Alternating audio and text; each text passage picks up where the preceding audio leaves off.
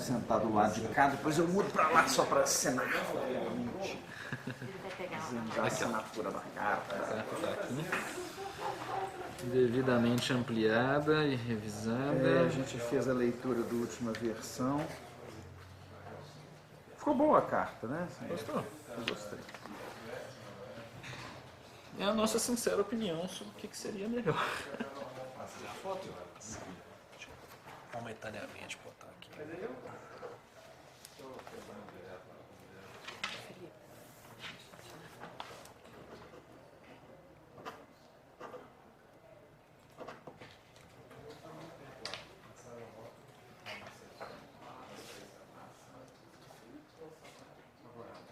Você quer ficar com uma via assinada minha, só para mostrar a adesão, ou você quer que eu fique com a via? Como é que você quer fazer? A princípio eu tinha pensado em juntar as assinaturas Todas numa só. Todas numa Eu só. posso tirar uma cópia dela? Com certeza. Faça isso. É preto e branco mesmo.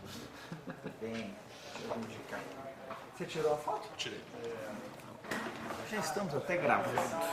Perfeito.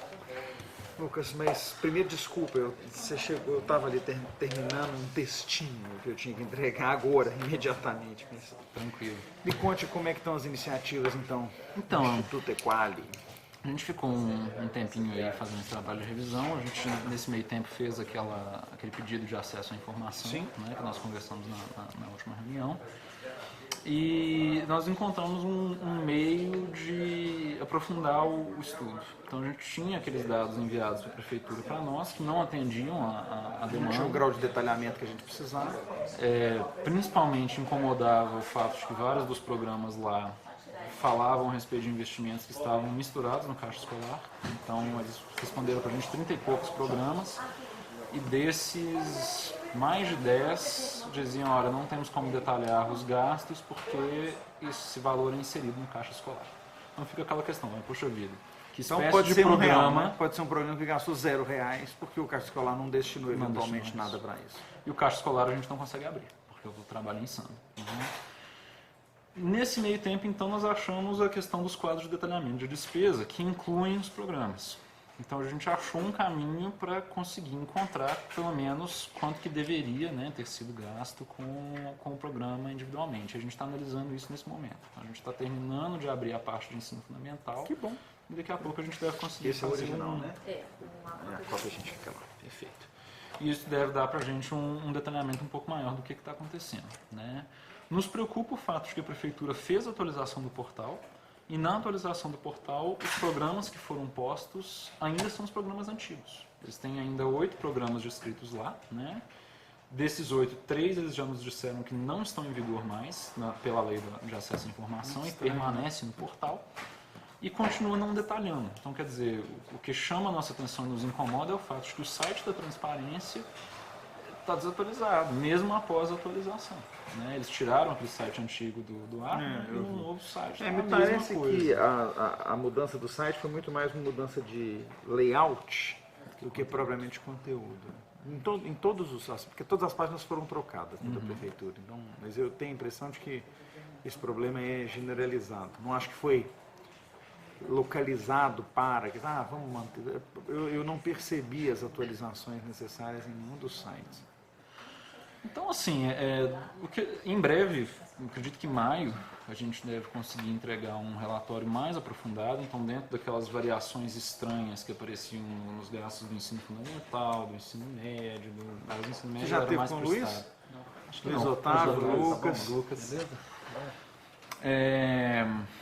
Aquelas variações agora a gente deve conseguir localizar precisamente o que é. Então, pelo quadro de detalhamento, a gente consegue chegar dentro de transporte, o que foi aluguel de ônibus, o que foi compra de ônibus, né? A gente consegue detalhar um pouco mais e entender aquelas variações melhor. E isso permite a gente lançar um dossiê um pouco melhor. Ô, Luiz, só para te atualizar, porque a gente estava, na última reunião minha com o Lucas, a gente estava comentando os dados que eles já tinham conseguido levantar do custo por aluno e do custo da educação em BH, e as contas, é aquele mesmo problema que nós temos em várias coisas lá da segurança. As contas são muito fechadas, então muitas vezes você não consegue entender exatamente qual foi a ação adotada, quanto é que está sendo gasto em cada coisa. Então, vocês acham que vocês vão ter esse estudo com o detalhamento melhor já ainda esse semestre, então? Em maio. A gente está terminando essa planilha agora em abril.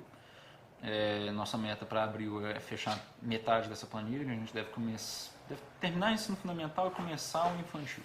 Lucas, quando a gente tiver o quant disso, né, que vai ser o valor exato do desembolso com cada um dos programas, nós temos uma base de comparação para a gente poder fazer uma análise quali, então, para falar, bom, se está gastando esse tanto, devia estar em tal lugar e nós estamos em tal outro lugar.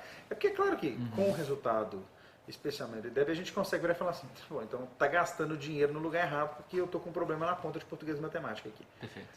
Mas, além disso, a gente tem algum tipo de histórico comparativo que nos permita algum valor de referência para falar, olha, não pode gastar tão pouco ou tanto com esse tipo de programa? Assim, como é que vocês pretendem fazer essa ponderação da qualidade do gasto, além da quantidade? Porque a quantidade nós vamos ter na mão na hora que acabar esse estudo, mas a qualidade a gente vai conseguir fazer isso? Olha, eu tenho que ver a planilha pronta. Né? Assim, Talvez eu acho que talvez a gente se aproxima. Eu acho que um trabalho que o Equali deve começar a fazer em algum momento é o trabalho inverso de visitar a escola e pensar com os estudantes a questão do caixa escolar, como que aquilo está sendo gasto em algumas escolas, né? Procurar algumas escolas parceiras que estejam dispostas a abrir isso aí, para a gente começar a compreender como é que isso chega na outra ponta. Né? Porque a gente tem esse macro e o micro está meio perdido aí. Né? E aí talvez a gente consiga chegar nesse qualitativo de realmente o que é feito. A gente já está começando a ter uma clareza de algumas coisas, que é, por exemplo, dinheiro de EJA. Quando eu te passei lá aquele valor de custo aluno, que dava uns 80 e poucos reais por aluno de EJA. Né? Pelo que o quadro de detalhamento de despesas mostra, aquilo ali está embaralhado com o resto das informações, porque tem questão infraestrutural da escola, então, por exemplo, o gás que vai entrar em ensino fundamental. Eu devo imaginar que o gás que gasta no ensino fundamental é o mesmo que gasta no EJA. Eventualmente você gasta em jovens adultos também. Então tem uma confusão que eu acho que a gente vai precisar de classificar melhor aqueles gastos e dizer, olha, isso aqui na realidade é manutenção da escola, independente de estar dentro da rubrica de ensino fundamental, e isso aqui é de fato programa de governo para melhoria da educação. Né? É porque o custo EJA estava muito baixo, né? Então, assim, estava baixo. Mas isso talvez explique. Tem que ver até se não tem. Eu fico até na dúvida ouvindo você falar isso, se mesmo coisas mais específicas como professor, se eu tiver um professor que atua no programa do Fundamental e no EJA, se ele está alocado parte, ou se ele está todo alocado lá no Fundamental e ele não está alocado no EJA, sei lá. Eu suspeito que a abertura desses dados do quadro vai trazer mais problemas para a gente do que soluções, mas algumas coisas já nos parecem claras. Por exemplo, a questão do gás. Porque como é que você me explica que, vamos pensar, que em 2014 e 2018, qualquer cidadão que compra gás sabe que o preço do gás quase duplicou.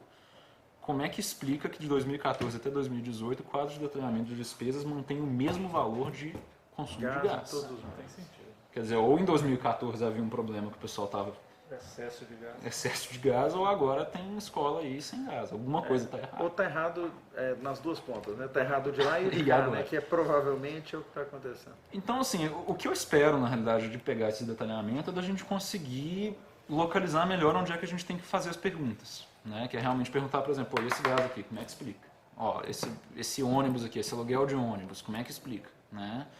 E aí talvez a gente consiga chegar num ponto de enquadramento melhor de o que perguntar, o que cobrar. Agora, a dúvida que o Instituto tem é como é que a gente vai articular isso. Né? Uma vez que a gente acha essa informação e a gente consegue apontar e falar, olha, aqui tem erro, qual é o passo seguinte para a gente... Eu tenho a impressão, quando o erro é só de informação dada é fácil, porque a mesma lei de acesso à informação diz que é direito pedir a retificação da informação e a gente pode fazer institucionalmente também o pedido. Falar, está errado, estou querendo que conserte. Com a atividade fiscal da Câmara, a Câmara pode fazer isso com tranquilidade. A minha dúvida é só, e isso é muito triste, né? A falta de qualidade da prestação da informação faz com que a gente perca de vista quando é que nós vamos conseguir discutir as mudanças que precisam ser feitas, porque para a gente saber onde é que tem que mudar, a gente primeiro tem que entender como e onde o dinheiro está sendo gasto. Então, assim, é um negócio muito isolador. Mas eles conseguem pedir essa informação, igual a gente faz aqui? Consegue. Eles já pediram e foram respondidos. Porque a lei das informações qualquer pessoa pode pedir, né? Tanto até a gente até tinha conversado que se por acaso a prefeitura não respondesse, o que seria ilegal, mas se não respondesse, mas respondeu, a gente faria por aqui. Se começar a ver que a informação está travando, aí a gente tem que fazer por aqui, mas a prefeitura, assim, até segunda notícia, a notícia que eu tenho sempre que ela tem tentado cumprir. O que acontece é que a qualidade da informação da prefeitura é ruim. Mesmo quando ela quer dar a informação, você vê algumas coisas de pesquisa, você olha e fala, gente, não é possível que eles recebem essa informação por ter algum tipo de cadastro lá? Não. Qualquer É porque cidadão, qualquer tem cidadão acesso. pode Eu pedir. estou aproveitando que eu estou lidando com outra situação de fiscalização aqui. Qualquer cidadão pode pedir. Agora, uma lista de... Só tem que tomar cuidado, porque eles estão pedindo dados. Quando a gente pede aquelas informações, que são mais informações reflexivas ali sobre como é que a prefeitura está conduzindo algumas políticas, tal, que vão naquelas nossos pedidos de informação, ali já são coisas que a prefeitura talvez não respondesse. Mas é por isso que a gente precisa ter essa conversa de tempos em tempos para entender onde é que eles conseguiram chegar, o que está faltando, então, para a gente eventualmente conversando aqui. O que seria muito interessante, a gente está tentando trazer para o conselho da ONG uma pessoa de dentro da prefeitura, da secretaria, né? Não sei se vai dar certo, ótimo, mas estamos né? tentando. O que eu acho que é um ponto importante para a gente começar a pensar é na questão da meta do programa. Porque isso realmente me assusta. Quando você pega uma questão, nós vamos combater racismo na escola. Tá legal. Para onde vai? Qual é a meta? Quais são as escolas que são atendidas? Como? E aí a resposta que eu recebo da prefeitura é não há meta e esse dinheiro a gente não consegue rastrear porque ele é posto dentro do caixa escolar. Isso aí eu acho que tem que ser conversado. Mas isso é um problema em todas as áreas foco do PPAG. Os programas, eles comumente não têm metas e eventualmente você tem muita meta, muita meta estúpida. Então, assim, tem uma meta. Na educação, a gente não olhou as metas nesse foco ainda. Tem um trabalho que a gente pode fazer eventualmente até em conjunto. Mas na saúde, só para você ter referência, tem uma meta lá. Nós temos um grande área foco em saúde, que é o problema de DST-AIDS. E aí a meta para DST-AIDS no município de Belo Horizonte é a redução do número de óbitos infantis por contaminação de 2 para 1. Gente, sinceramente, você partir de uma amostra de 2 casos de óbito, é claro que primeiro que a meta devia ser 0 óbito infantil por DST-AIDS, por AIDS. Mesmo que a gente pusesse a meta 0, você tem uma amostra de 2 no ano anterior, isso não mede nada. Você pode estar dentro de uma oscilação estatística, bater uma meta, não bater uma meta, porque a amostra é muito pequena. Sim. Então, e você não consegue agir para falar, a medida adotada foi a correta. A gente não devia estar falando de índice de contaminação, a gente não devia estar falando de outras coisas. E eu tenho certeza que na educação a gente tem esse mesmo tipo de coisa. Mesmo onde aparece a meta, tirando meta objetiva como IDEP, vamos progredir a nota de X para Y. Agora, a minha preocupação é claro que vocês são mais resilientes do que eu, certamente, com isso, mas quando é que vocês vão conseguir fazer uma análise que permita proposição para a prefeitura, entendeu, Lucas? Com essa falta de qualidade de dados... assim, eu entendo que sem transparência a gente não chega lá. Nunca.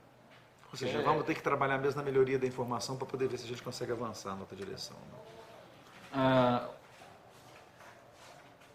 gente consegue, de um ponto de vista teórico, por exemplo, a gente consegue avaliar um programa. E dizer, olha, isso aqui dentro de uma bibliografia... A ideia é boa, ideia ruim, então, mas... Isso. Então, dentro de uma questão de bibliografia, a gente consegue dizer, bibliografia sobre eficácia escolar endossa isso que está sendo feito ou não está sendo feito. Então, de um ponto de vista teórico, a gente consegue bancar isso. De um ponto de vista prático, sem uma meta que a gente